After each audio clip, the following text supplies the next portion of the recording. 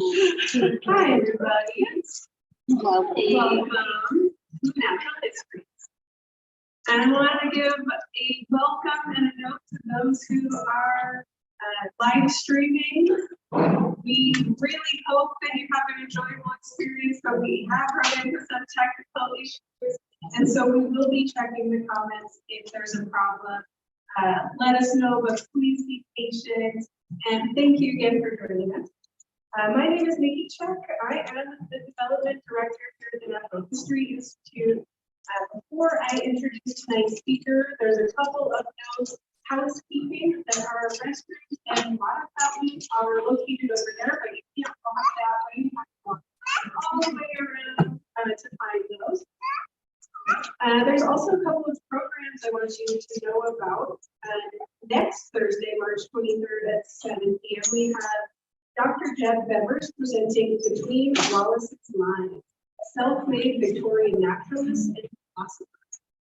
And then we also have our final Science and Conversation webinar of the season with Dr. Mark Urban called Saving Nature in the Heat Age, A Natural History of Climate Change. And that's Wednesday, April 19th at 12:30 p.m., so a little earlier than normal. We also have our beautiful Raider collection, natural history prints up in the gallery through April 14th. So we'll turn the lights back on after the presentation and you can take a look. We also want to announce that we're kicking off our spring fundraising campaign. I want to thank everybody who made a donation on Eventbrite tonight. Really makes a difference. We love that we are focusing on the Upper Verde River in our work, and we'd love to encourage everyone to help us support that as well. And finally, it's my pleasure to get to introduce to you Dr. Gary Beverly. Dr. Beverly earned his PhD in physical chemistry from the University of California. He's lived in Prescott since 1974 in the Prescott area. He's taught chemistry, physics, and alternative energy at Yavapai Group. He's also worked as a farmer, contractor, and businessman. And since retiring in 2006, he works as an environmental activist focused on protecting the Verde River. He's also very active with the Sierra Club. And I can personally tell you that this man has spent probably more hours than any other human being working to understand and advocate for the Verde River. So with that, please welcome Dr. Beverly.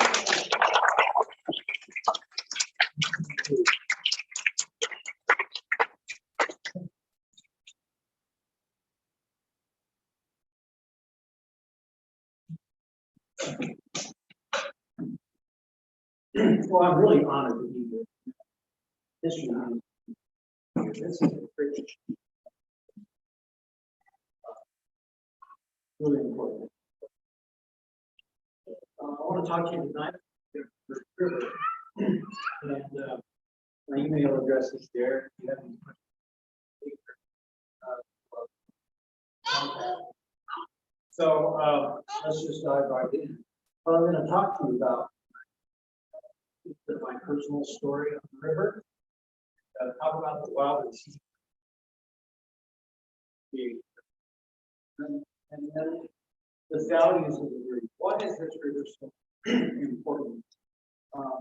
Actually, I'm not very excited to cut a few slides out because this is such a complicated story, and you're just getting like a 60,000 foot high view of it.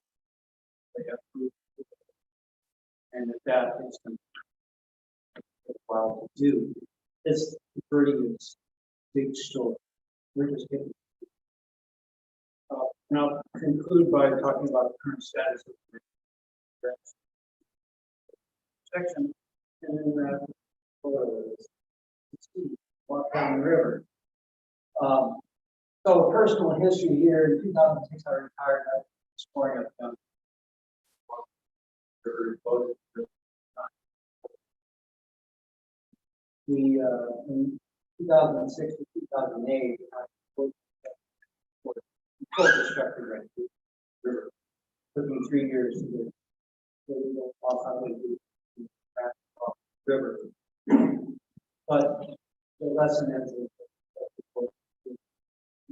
right thing with a while, but with any government. Persistent virtue. In 2010, I joined the Citizens Water Advocacy to control the big chief effort that I made as part of my time. People probably know me for that's good activity, water issue, Yavapai. But the reason why I'm in CWAG is in 2011, we released the citizens proposal.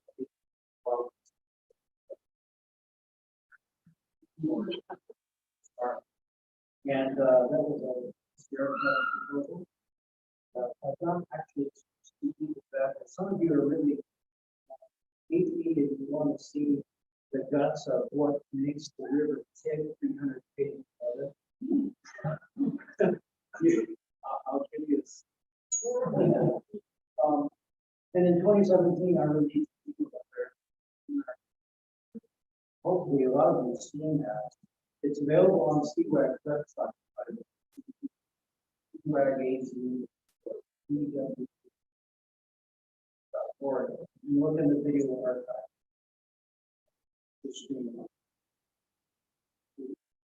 The documentary, we've shown that a couple hundred times.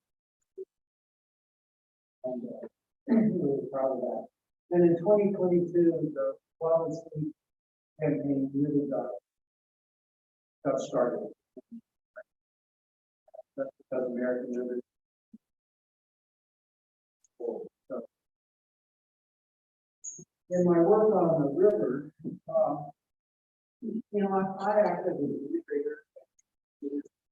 So what we hear tonight, not my work, it's what I've gleaned from dozens of science that study this. And my role is to integrate and communicate. And most scientists like to do. So I'm trying to bring things together in a more meaningful way. So this river is unique. This is the only surviving river. I think most people don't realize that Greenville, Arizona, sustains 6 rivers. So let's just go over real quick. Here's Colorado River on the west coast. A map and dam, over allocated, litigated, diverted, never flowed to the Gulf of California. As a result, the largest wetland north of Colorado River Delta is a dry, cracked mud being used up the Colorado River. Of course, it's much used. But there's one that really destroyed. So here's the Gila River. It starts in the southwest state at west. The orange dots indicate that it's formally perennial. This is the Nature Conservancy, very well recognized for saying it's right up. Here, the Gila is a dry ditch desert full of tumble. This was the major drainage. This is the second order drainage. There's some wet spots in here. Tailwater with salts. This river is pretty well compromised. Let's look at the Santa Cruz River, north of Mexico. That's Tucson. This is going to Gila. There's a couple of you barely see it. There's a couple of orange spots here. There's a red spot. Treated as one from 2 slaughter gallons. Here's the San Pedro River. San Pedro is a very important river that constitutes the flyway. We'll see our model up to Arizona to the northwest. The San Pedro River is a trickle struggling to fall. In 2012, Nature Conservancy did a wet dry study on San Pedro. It was 29%. Not a perennial river. The Salt River here is, there's 4 dams. There's some really nice river up here, but the Salt River never flows to the and so then the rest of the Verde, so there's Verde, Horseshoe, Bartlett. But water has to flow through those dams all the time due to the Federal Reserve water rights that are important down that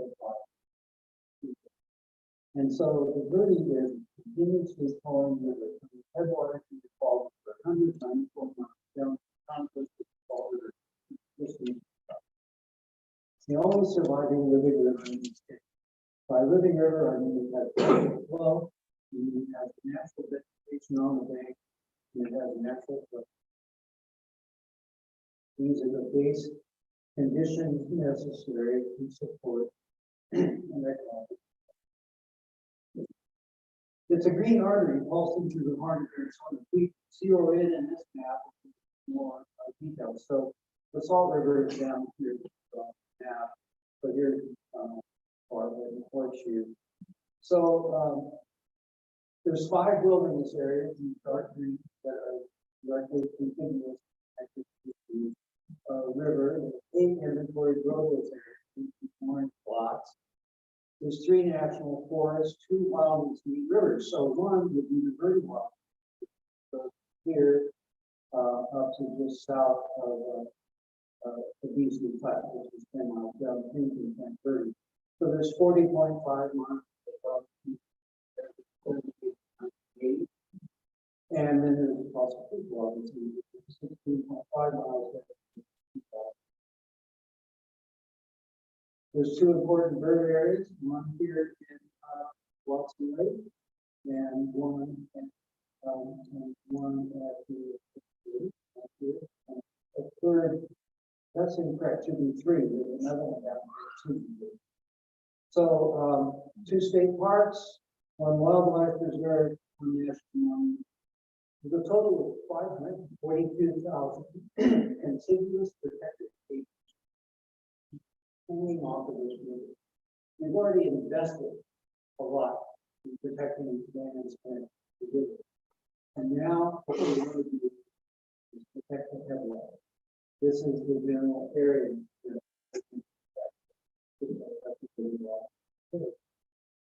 So it's a wonderful spot.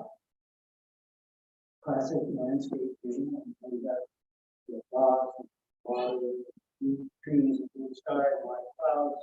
And this is kind of an easy way to appreciate it. The first level, thing that attracts people is way more to it. And that's what we want to talk about tonight. So what does the Wild and Scenic Rivers Act do? Well, it's the highest form of federal protection for rivers. So it requires approval by Congress and the President. It protects free-flowing rivers without sanctioning or penalty. I'll talk a lot more about that. So right now, there's 226 river segments in 41 states. You want to add about 75 miles. 30. So what it does is it protects the free-flowing character of the river. It would prevent our dam. So that's good. It creates a Federal Reserve water right. It ensures that the water quality is enhanced. And this is the big one. It requires a comprehensive management plan. This national forest. And that management plan has to protect the set of outstanding and remarkable values. The development of this management plan is required to have public. So the upshot is that the management of the river is going to reflect community value, and it's going to be kind of customized to the unique value of that river. So it isn't like a federal one size fits all and the throat kind of legislation. It's really can be customized. This is very cool. It's kind of unusual too. So we have a coalition working on this, got a great logo. And whoops, sorry about that. So Yavapai Apache Indian tribe in Camp Verde, and they're all super supportive, very, very important. We're working on the full mental Apache Salt River team. National conservation organizations, American Rivers, American Wildlife, Wilderness Society, Defenders of Wildlife, and the Pew Charitable Trust. All working. That's an important power. State organizations. There's Arizona Wildlife Federation, Canadian Free Flowing Rivers, Backcountry Community, Natural History Institute. This is a business in the Verde Valley.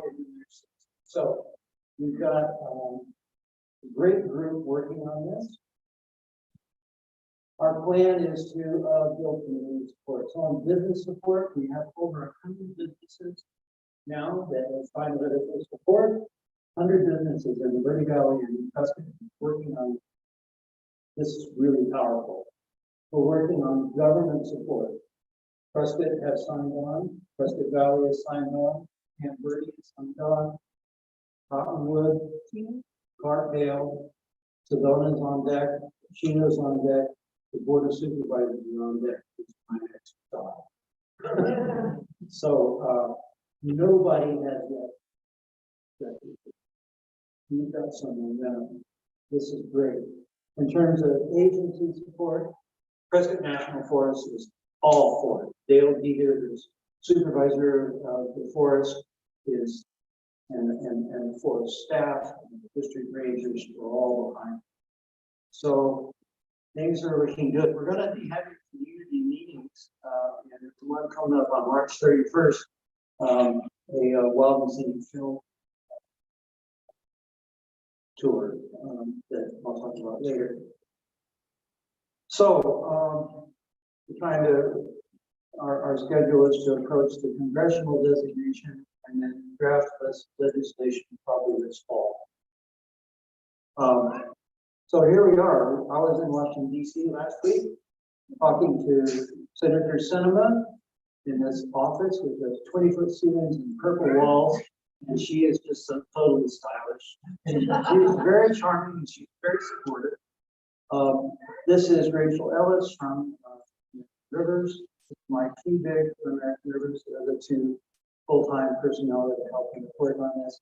This is Nancy Ruiz. She's the Environmental Program Director for the Yavapai Foundation. This is Connie Lewis. She's the chairperson. And this is from the street guy, Senator Sinema. So and here we are with Mark Kelly. So Sinema was very supportive of this, and she wants to be kept and advised, and she's going to send some of her state representatives to our meeting. So this was a very positive meeting for her. Senator Kelly was all for it, and his legislative policy chief, we talked to them a lot. They said they were going to do whatever they could to make this happen. Very, very positive. This is Representative Eli Crane, who was just elected in this 2022.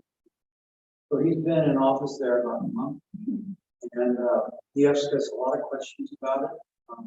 He seemed genuinely interested. He didn't make any commitment.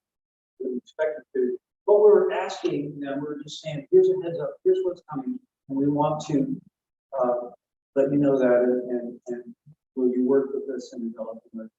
So we have to work more with Representative Crane.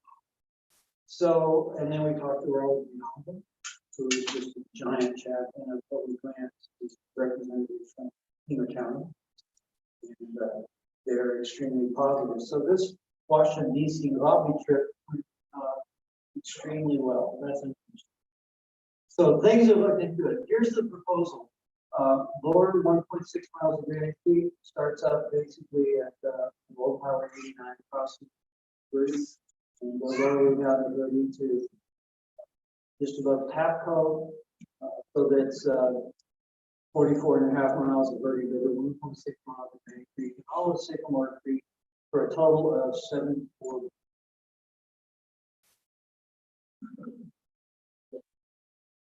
So this is a draft. What we're presenting this to people as we talk to is we have concerned about this, suggestions, and so we're trying to be workable. We're going to present a proposal that's going to work, and that means you have to work with people. And sometimes you have to compromise. So we're going to see how that happens. So I want to talk about these outstanding and remarkable values. These are the things that are protected. And this is really powerful stuff. No, this makes the Wild and Scenic Rivers Act more powerful than the wilderness area. In a wilderness area, it restricts the character of human interaction. We can't have motors. So it has to be horses and the Wild and Scenic River Act actually protects habitats, especially when you have broad range of outstanding and remarkable values. That's the full set that's available in the Wild and Scenic Rivers Act. If the writers of the Wild and Scenic Rivers Act, which incidentally was signed in 1968 by Richard Nixon, who is one of the greatest environmental presidents that we've had since Teddy Roosevelt. I know that seems weird, but it's true. If the authors of the Wild and Scenic Rivers Act, if they had a vision for what they were trying to protect, it would have been the Verde. This is perfect. It fits perfectly. So let's see what some of these are. So scenery. Local pilot took me up a couple weeks ago, flew up the river, and this was what Sycamore Canyon, which was just awesome. San Francisco Peaks up there. I mean, it's really great. This is just another piece of the Verde, you know. It's a beautiful place. So those are the scenic values. As a recreational resource, I want to point out that there's growing demand. You know, we have a fixed land area, we have a growing population, and these are the kinds of things that people do down there. Hiking, fishing, hunting, equestrian, photography, bird watching, camping, picnicking, swimming, kayaking, observe wildlife, backpack flying. I mean, this is really key benefit all of life. These outstanding, remarkable values that I'm talking about have to be maintained or improved. That's what the Act said. So this protects these ORVs I'm talking about, protect them and keep it from being degraded and focus on improvement. It's all good. This is great stuff. Cultural sites abound. There's 72 cultural sites, and I just learned another one tonight up and down the river. There's ruins of a cliff dwelling, 24-room ruin on the river, all kinds of rock art. Here's a bunch of rock art. There's an archaeological observatory. You stand there on December 31 at dawn, December 21 at dawn, and the first reaction you have is that it's really cold. The first time we did that, it was all cloudy. We never saw the sun. So we had to go back another year, more clothes. Saw the sun rise right on top of it. So this may be a open site. All kinds of rock art around there. Really great. Botanic resources, watercress, box elder, cottonwoods, red willow, black willow, alder, walnut. Probably forgetting some. This is the gallery forest, you know, which is the rarest named forest type in North America. Probably less than 10% of Arizona's traditional story of gallery forest is extant today. because we destroyed all those other. This is just a big old cotton, and I love cattails. And these are yellow flowers. All right, so but here's the main. This watershed is really rich in water life. So the stats I'm going to give you are taken from this biological inventory of the Verde watershed, and this was done by Anthony Isaac, who did 100 pages of Wild and Scenic River proposal. Tony was a professional ecologist with hundreds of academic papers, very expert and accomplished guy, and he passed away. So I'm real sorry about that.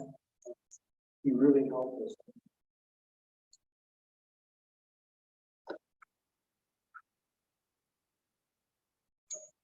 So, compared to Verde watershed's 5.8% of the land area, it contains 478 Verde species, which is 69% of the species count in the state of Arizona.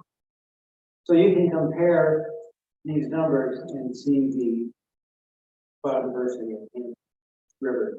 Well, why does that happen? Well, ecologists have really found that 80% of the species in the area depend on the riparian environments for some or all of us. So some of this is natural, and you would expect this, but it's there and it's real, and that is really important. This is one reason that these rivers are so important, especially when this is the last.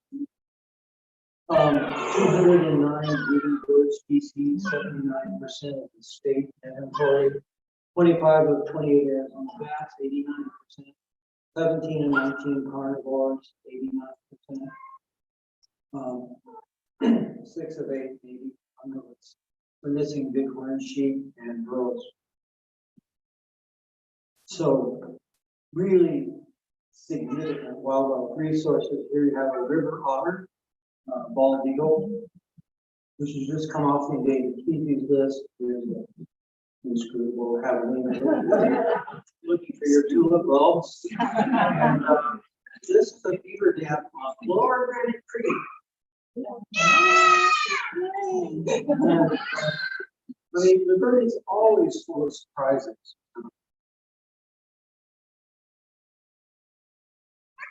76% of the reptile amphibian genera in the state are present here, and this has one of the highest populations of these critters in the United States.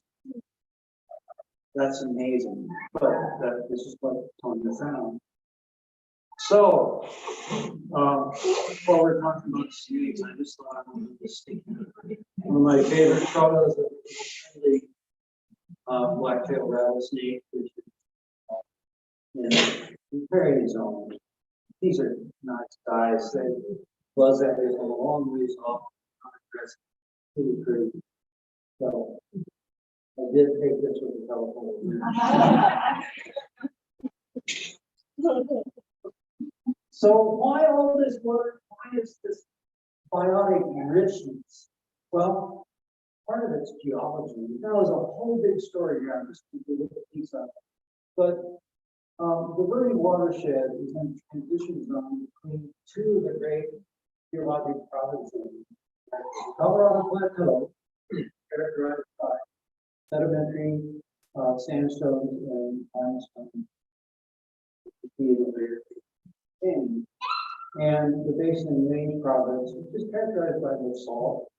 As you can see, these from Idaho down to Nevada, down to the Kentucky Desert, and extending east from the Sierra Nevada Mountain here. And the Verde watershed sits right in this transition zone. And that's important because now we've got the acidic soils, characteristics of the basement area, alkaline soil characteristics of Colorado Plateau. They're all mixed up in the riparian zone, the soil type. The transition zone has topography. It has cross faults and canyons. The result is that there's thousands of microhabitats for critters to live in. Each one is an occupied niche or something different. So part of this, and then water, because this the Chino Valley in the upper part here is the source aquifer, and I'll talk more about this. But when there's water flowing, water is hot. Another reason, and I'm just too complicated, is that the Verde watershed sits in the middle of 5 geographic provinces. These are the major conservancies of echo regions, Mojave Desert, the Sonora Desert, Island, there's New Mexico Mountain, Colorado Plateau, are all kind of touching on this. So these biotic provinces are relatively unique collections of plants and animals. And so the Verde watershed's in the middle of this transition zone. It's got water, and it's got contacts with many different other collections of life. That's so let's look at that. It's a really rich in species.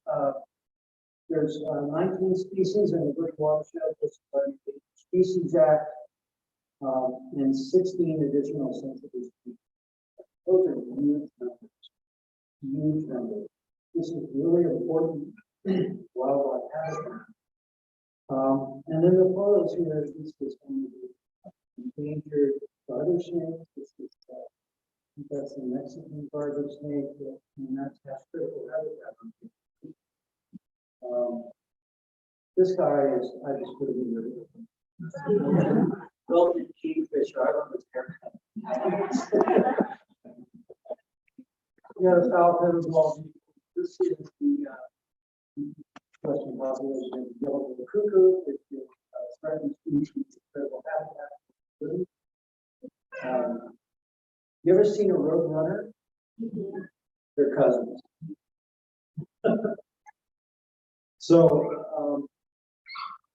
there's 3 important bird areas: Tuesday Group, Watson Lake, and wildlife areas. So Prescott Alabama put in their good bird counts. And, 1 year they found 36 species, almost 5,000 individuals. Nesting sites for great field parents, both quality.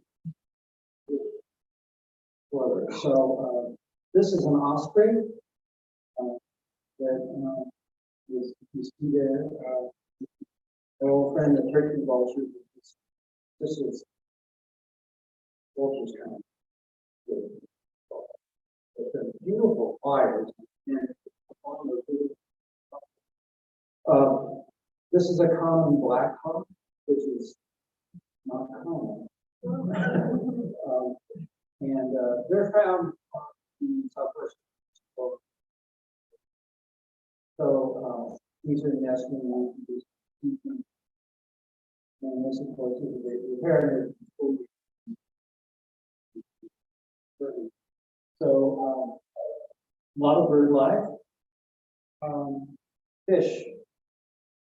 Arizona started off with 33 native fish, 3 are extinct, 9 are protected by the Endangered Species Act. Verde has 14 of them, and the upper Verde has critical habitat 3 available fish, and there's 6 other sensitive.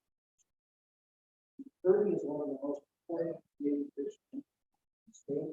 Other ones would be Eagle Creek, Fossil Creek. So what we see here is that sucker. This is white-faced. This is a Sonora sucker, which is on the sensitive list, and this is chub, also bird trout, which is sensitive list. This was actually candidate in genetics and other studies. Really important stream fish. There's exotic fish in the stream. So these fish So this is a smallmouth bass that actually we now know the red bass. And that pool game and fish for decades. So, and the guy that figured it out was Endangered University did some eDNA testing on the river and found that out. So that's pretty cool. Green sunfish and the bass were stocked by game and fish in an attempt to establish a sport fishery on the river. Red shiner is probably an escaped bait fish. Yellow bullhead, nasty things. I don't know where they do, but mosquito fish were stocked and controlled mosquito population. That was a bad move. Carp channel to catfish. These non-native fish predate on native fish. They occupy habitat that native fish needs. They consume food resources. So typically, let's see, we did, oh, I'll show you some. Here's another aquatic big mouth bulldog. Here's a big mouth yellow bullhead. You know, the bigger the mouth, the more voracious they are. These guys can eat stuff.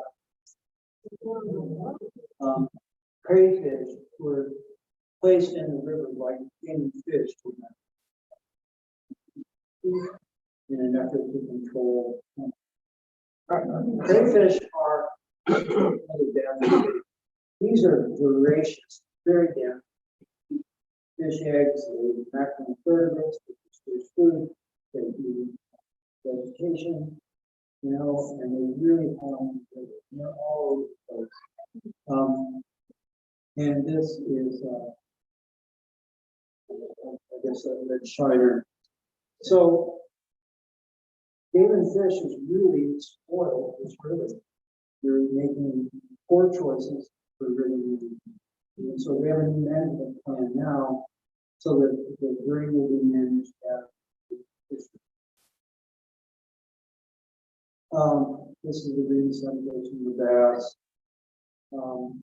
So we're out there doing these fish counts, and so we've got the battery pack, puts 400 volts of DC in the water, stuns the fish, they put up, we net them, and then measure them, and throw the non-native stuff on the banks with bird seed, and put the natives back in the river.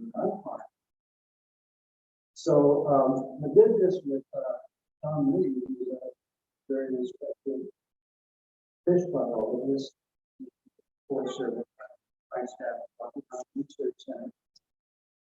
Did this for years. This is actually the best car. This is work for the extension, and here's Ken Shumma. We have a whole crew.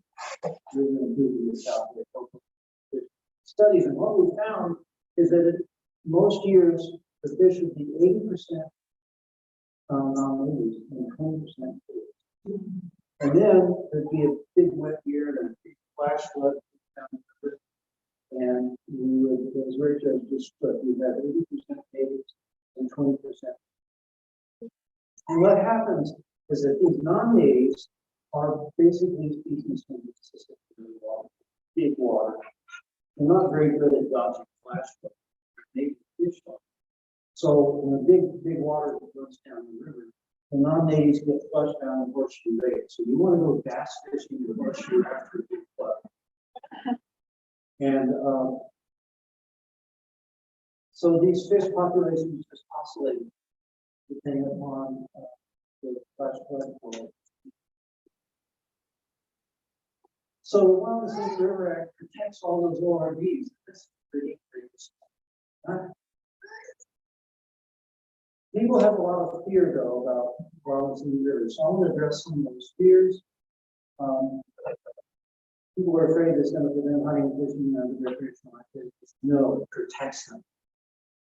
private landowners are concerned that their land will be, condemned or acquired, or they won't be able to access the land, or they won't be, or they'll have to allow people to occupy their land, walk on other stuff.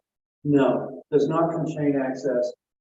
The Wild and Scenic River Act does not give any authority to acquire. So land use maintains the jurisdiction. Grazing is permitted if it does not degrade the outstanding unmarketable values. And of course, that's a key gift. The single worst thing we can do to riparian areas is to put down on it. Well, no, there's one worst thing, that would be to take the water over. Another big fear is on water rights. So this is something I really had to address with Prescott Valley.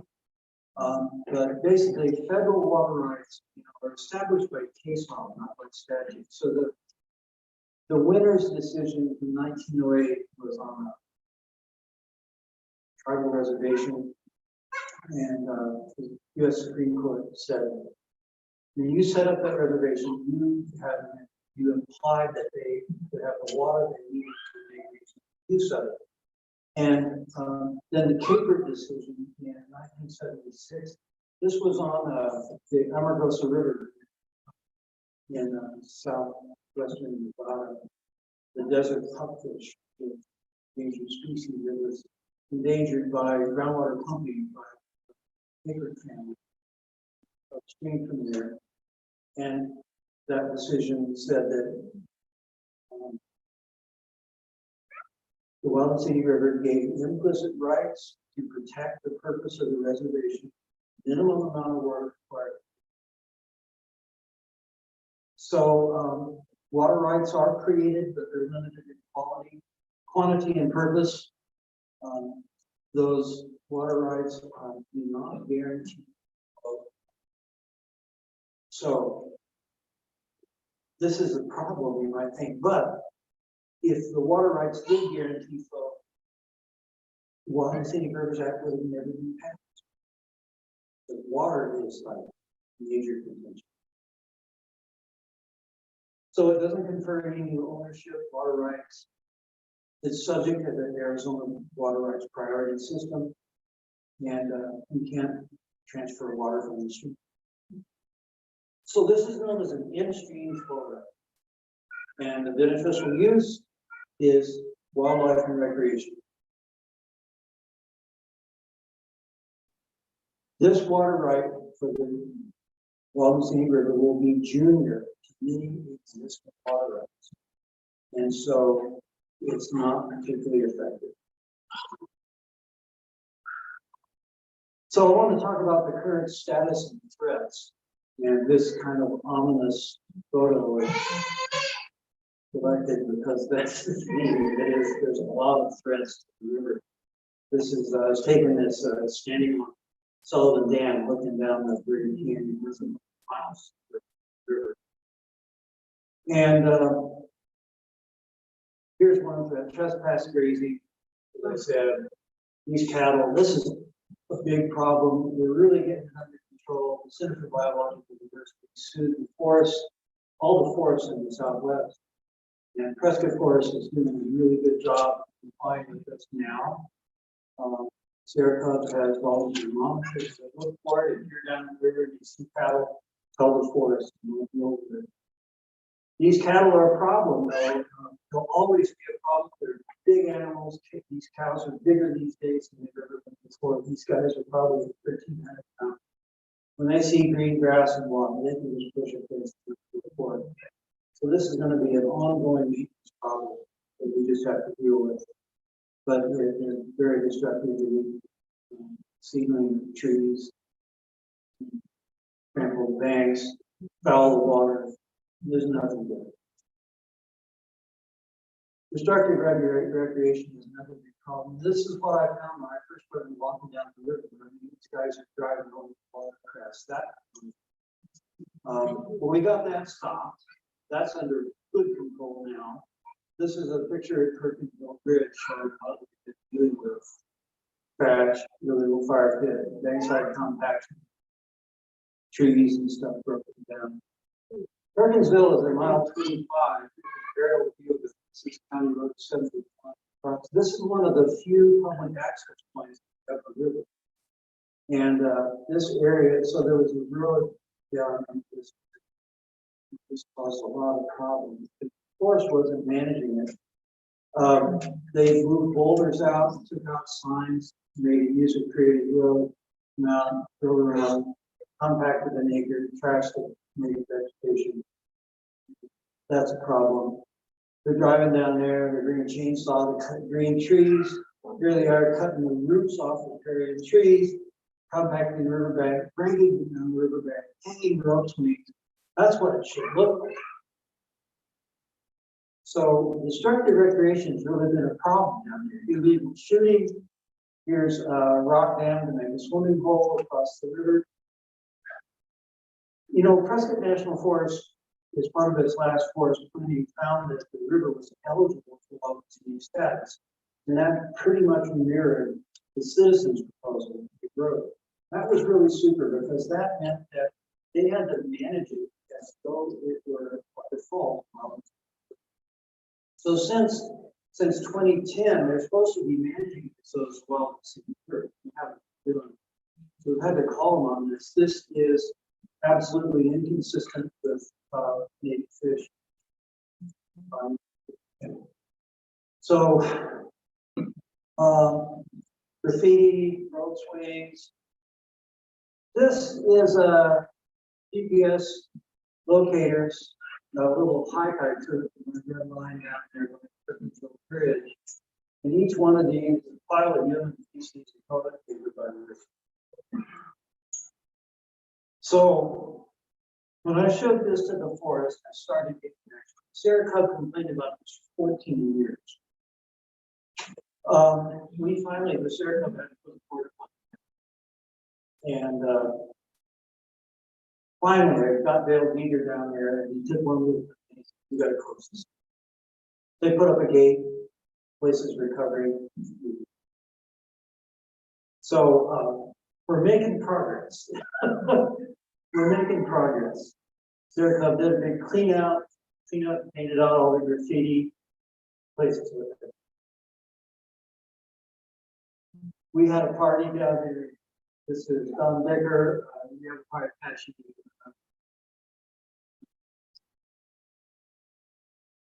Religious leader, and this is Jimmy, a Yurok Indian. That's like Verde Lake in Central Valley, California. He's a Yurok, and so we're planting willows down there by the river.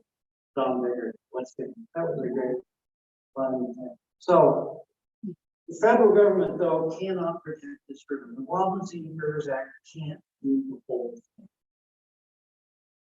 And they can't do really important work. That has to do with the threats of the world. So let's talk about water. The reason the federal government, the Wild and Scenic Rivers Act, can't keep water in the river is because threats to the river flow are outside the boundaries of the Wild and Scenic. They're upgrading it in the beaching.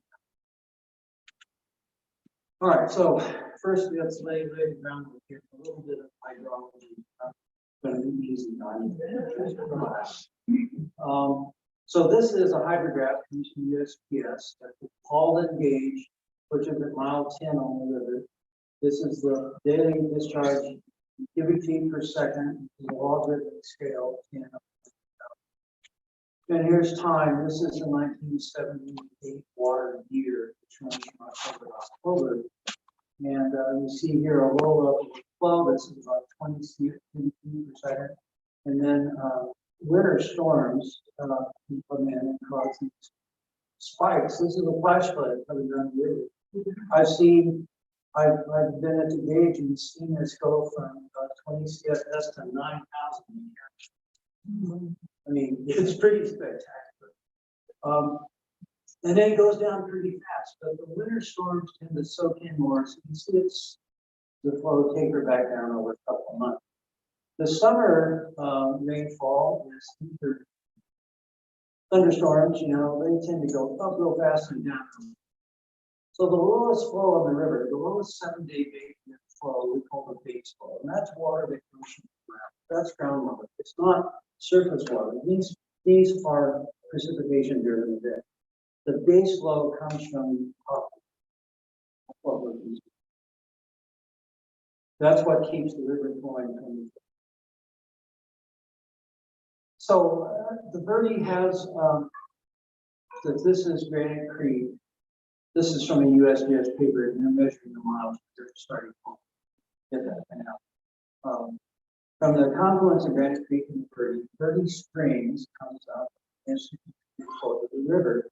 Maybe most of it happens right about here by the wildlife area, mile 3, and then a little bit more comes up by about mile 10.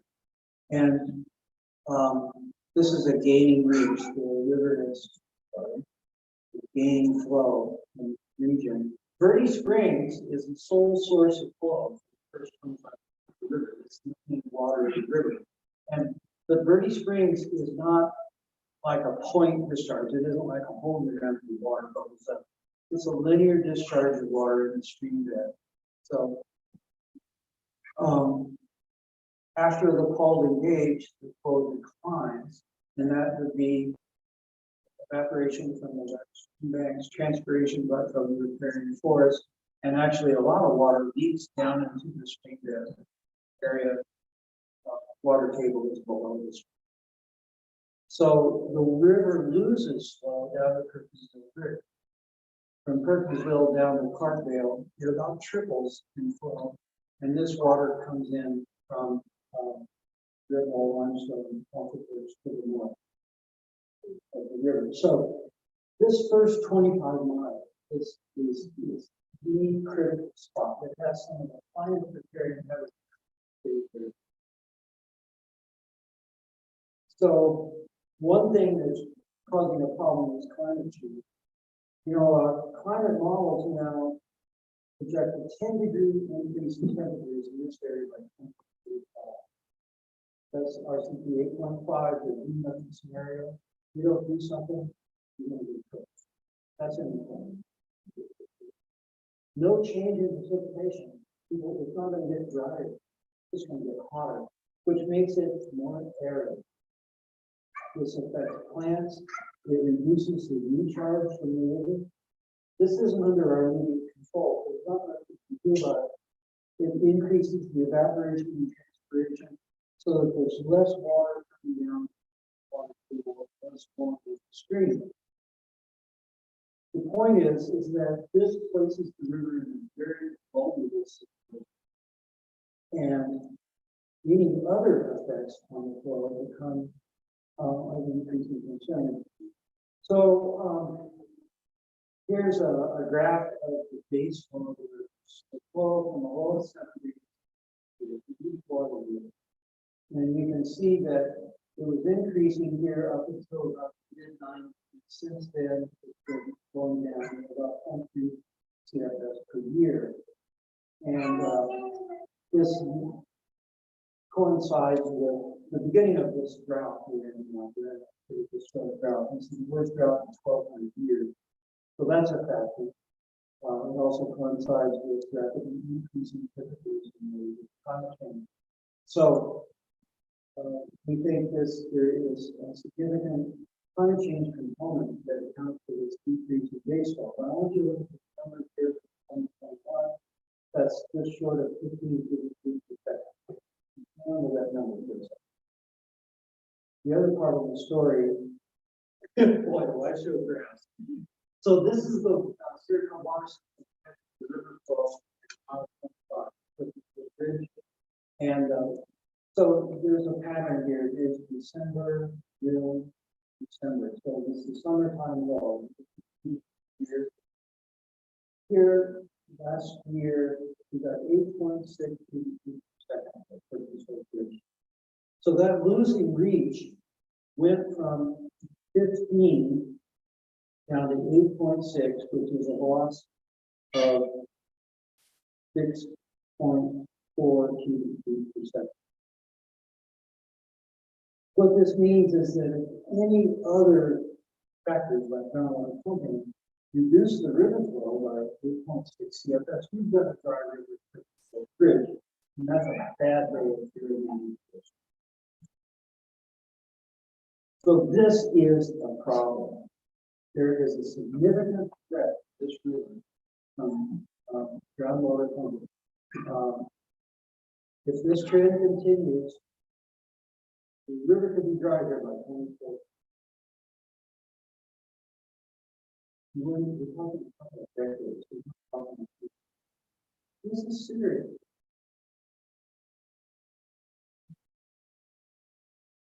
Groundwater pumping captures stream flow. Basic hydrologic principle.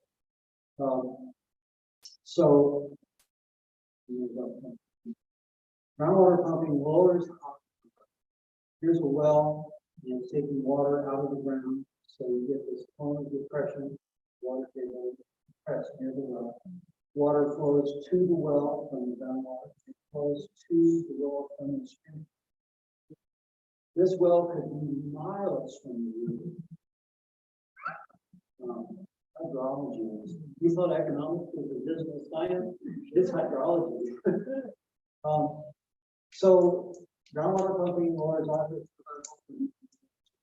space flow, and just due to geologic factors, Verde Spring is really sensitive to this. And so you have the image of a bathtub. You know, so Verde Springs is the overflow from the top. But if you pump water out of it, you can leave a lot of water in the tub and still find it. It's a unique situation. People don't appreciate that. I could show you all the geological maps and rock structures. So this is a Google Earth view from, I think it's like 50 miles. And so here you see Prescott Valley, Chino Valley. Green outline is the Chino subbasin. All of Prescott's water comes well from Chino Valley. They intercept water that naturally flows north to Beverly Springs in the Verde River. And they intercept that water and send it to Prescott, and the water out of the tap here. It all comes from groundwater. So this Del Rio Spring was the traditional headwater. And in 1950, Del Rio Springs stored about 4,500 liters per year. Now it stores less than 400. It's less than 10% of what it was 70 years ago.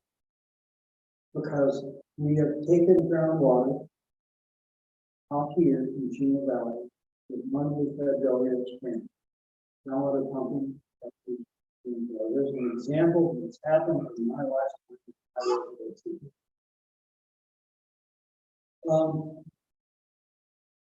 So this is the big Chino water.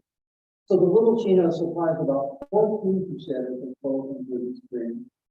The big Chino supplies 80 to 86%. So groundwater pumping up there, each gallon you take out of here is one less gallon going down. Here's this 21st, 25 miles. So critical. Verde Springs is the only water source for that first 25 years. And that water is mostly water from the big Chino. And groundwater pumping out of that aquifer directly reduces the flow. So let's see what the threats are from groundwater pumping. One is agricultural pumping. And used to be a lot of that at the big Chino, not so much now. But current base load there is about 11,500 acres per year. There's no legal pumping under state law for expanded agricultural pumping. It's perfectly legal for an alfalfa guy to go up there, putting 1,000 acres of alfalfa. 4 cuttings would use about 5,000 acres a year. You do that twice, you try to do. Totally legal under state law. That's what our legislation is. Another thread is municipal pumping. All of this is Prescott's water production facility in Chino Valley. So, state law allows the export of about 18,000 acre-feet of water from the instead of the river flow of 11.5. So that's an existential threat, I guess. The Chino pipeline is a project that's Valley, and the idea of the Chino water lines up here Valley. So the legislature also wants this with another existential threat. And the third existential threat is your general population growth of the Big Chino Valley. Recently, that's been growing about 1.3% a year in 100 years. That's the responsibility of the Board of Supervisors. Three threats, each the responsibility of a different governmental agency. I think that's the fourth threat right there. This is extraordinary situation. I don't want to share this river. I'm really concerned that we're going to lose it. Well, that would be dry. Like when the whole canyon comes in. That canyon will move forward, be dry. The good will be dry. So, kind of summarizing all this. Right now, the Verde River is diminished, but it remains ecologically healthy. So that's positive. The pre-development form of the river was about 28 cubic feet per second. Now it's about half of that. It was hanging on. Legally permitted groundwater pumping, which you have to constrain groundwater pumping.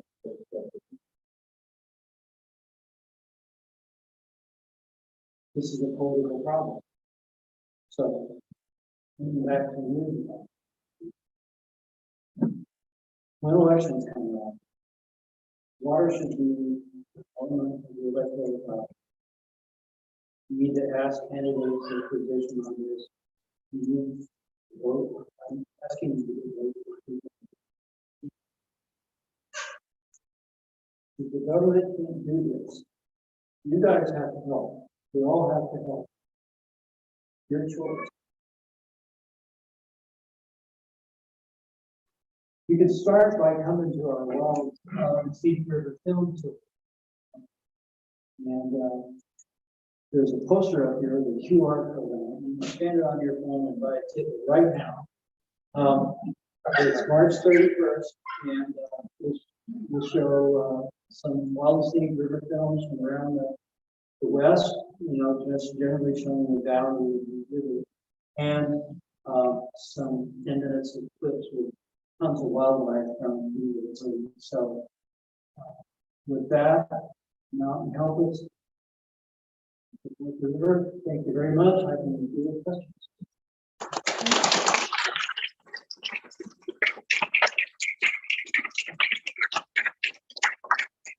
All right, well, that was a lot of good information. That's only a piece of it. That was a good fraction of information. I didn't talk about the fish barriers. I didn't talk about the cultural map. Great stories there. And I didn't get into the politics. Well, as you all think of your questions, I just want to, let you all know that we definitely plan to do some programming with the Upper Verde, so you can look for that throughout the year. I think that connecting people with nature in person in an immersive way is the very best way to develop advocacy. It's the essential way. And I often lead hikes down to the Sierra Club, down to the river. I've got one this Saturday, but it's full. And when people go down there, they see it, they get their boots in the mud, they understand. This is, you're right. All right, what kind of questions do we have out there? Yeah, so one of the last things you mentioned was how to approach our politicians about this issue. what would be, just two questions, what would be the question to ask them? And then what would we expect to, hopefully what they would say in response to that question? So that we can gauge if that's a candidate for us.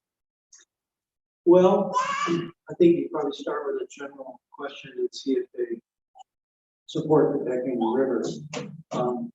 You know, in this current legislation, there's a number of good water bills that could help reform Arizona water law. They didn't even get a hearing in committee, which means they're essentially a black hole. And that's because of the way the rules and were one representative from Sierra Vista, Bill Griffin, lots of every good water bill. And we have to change the control of the legislature to figure out of it. So that's one thing that may be that's expected to hear, but I'm really kind of angry about that. So I'll get that off my chest. In the Prescott area, so we've got a city council election coming up soon. And so CWAG is going to have a candidate forum on June 24th. It'll be a Zoom online, that's Saturday at 10 a.m. for the announcements. There'll be display advertising about. I'm the moderator for that. We'll ask the city council candidates these questions, get the responses. So we're going to help with that. The purpose of that CWAG candidate forum, we've been doing this every year, 20 years, very successful. Purpose of it is to bring water issues into the electoral dialogue. So you learn a lot about people's views on that, and that's the decision. So those are two ways. Gary, what's the age of the water?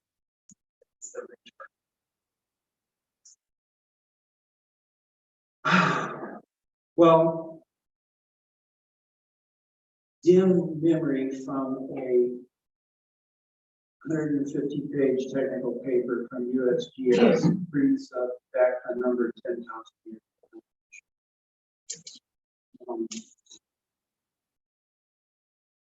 I'm losing something.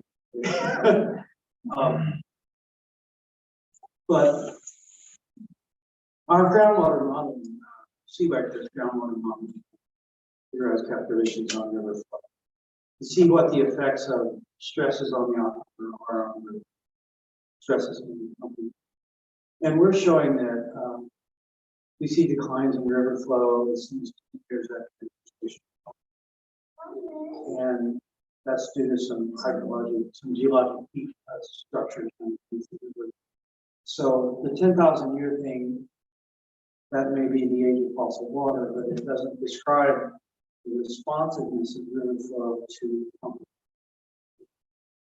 So when you start pumping up there, it has reasonably 10 years is like in groundwater. Yeah. If I understood you correctly, the big Chino feeds the upper Verde. Correct. Is the little Chino connected to those two? The little Chino feeds into the big Chino, Okay, so, right near Sullivan Lake. so the water flow is little Chino, the big Chino to upper Verde. Right. So the little Chino is serious overdraft. Prescott AMA is the worst performing active management area in the state of Arizona. And I don't see how we're ever going to fix it. So that 14% contribution for the spring needs to be vital. We ought to protect the big Chino. We start pumping out the big Chino. The river's gone. Yeah. It seems like that pipeline.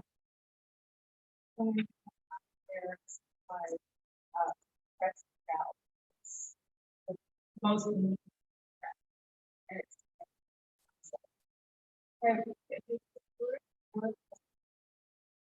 What else?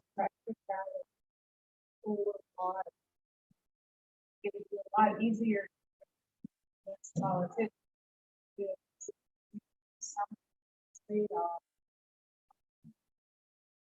Because they have a lot of power.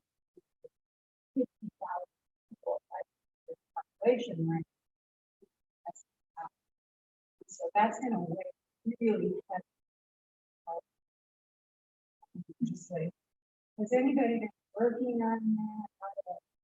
How to remedy their problems? Sure. So Prescott Valley and Prescott both use water from the Little Chino subdivision. And both of them are substantially overdrafted at basin. Prescott Valley has had a very weak water conservation program. The current city manager in the city is doing some huge effort to fix that. We haven't seen the results of that yet. Definitely. That's very encouraging. We've been chewing on Prescott Valley to do that for some reasons. We've chewed on Prescott even longer to do what have reasonably effective program in the city of Prescott. They need to do a lot more. Neither area controls the use of landscape water. When you water your lawn, that's great. You shouldn't have to. We live in a desert. This is not Wisconsin. And, when you water your lawn, that water just evaporates and it isn't even recovered in the wastewater. So landscape water use is the issue. State water law gets in the way of water conservation. It's bizarre technical ways. I'm not going to explain it to you. We have to fix state water law. Prescott Valley has, in the past, had really aggressive growth goals. And they ramped that down just a bit recently. A little bit. It is true, though, that Prescott Valley, even their reduced growth goals, cannot be achieved with the current water supply. And so Prescott Valley is very, very concerned to find additional water. Grow, as they. Prescott, however, has enough water already legally available to reach their growth goal. So Prescott Valley has been much more aggressive in pursuing the Big Chino. Now, in 2010, as a result of a legal settlement that according to, we got Prescott and Prescott Valley to agree with Salt River Project that they would not, that their company would not harm the basin. They agreed to mitigate any effects of their company. That's new. That's tremendous. Problem is, we don't see how they're going to do it. We're not even sure it's possible. And they haven't said anything about it. So there's some pieces, some elements in this proposal that remain to be seen. Maybe next year we'll get more data on this groundwater. Other ways that communities could grow by without increasing water demands would be through the use of stormwater collection in subdivisions, covering that, recharging it. And that has to be done in certain ways, in certain places, with some other conditions. We call that water neutral development. It's a concept pushing. And I'm working with Prescott Valley developer now. So, you bring up the point that they have needs and have to address those needs somehow. We're working on that. This is an extraordinarily difficult. Good, great question. You must live in Prescott Valley. No, I don't. I can see the. I live in Chino. Chino Valley will also has plans to pull water out of the Big Chino, but they are intent upon collecting more water than they pump out and recharging it. They're planning to enhance the flow of the groundwater. So they've set a fantastic example, for these other communities. So there's some hopeful things here. And I'm talking about for existential threats, which is true. But there are some good things in the works. We have hope. We have time for one more, and I think we saw your hand up. Yeah, so just a second. How is that? Is that any kind of? Well, Prescott and Prescott Valley both recharge treated waste. When they do that, they get credits, recharge credits from the state that they can then use to recover that water and support more development. This is your legislature. All right, well, we're gonna stick around for a little bit afterwards if you have more questions. There's also a bunch of media here, some handouts. Oh, yeah. Here's my these 11 reasons to protect the Verde. I brought something up for all of you. And so kind of summarize it down as I talk about.